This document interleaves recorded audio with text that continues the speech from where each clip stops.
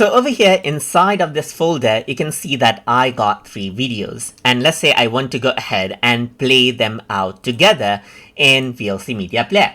So in that case, you can go ahead and simply utilize the open folder option as well. So to do that, you can go to the media menu and then you can click on open folder. So once you do that, you can simply navigate and select the folder from where you want the videos to play. You can select it and then click on select folder right here. So once I do that, you can see that all of the videos from the folder has been added into the playlist, and you can go ahead and click right here and you can see the video just like that. And that is how you can actually go ahead and play from the folder. So here you can see that there's the playlist right here. You can go ahead and delete the video out as well if you want and arrange it out according to how you want, whereas with any other playlist.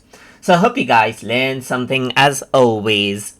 And as always, please like, comment, share, and subscribe.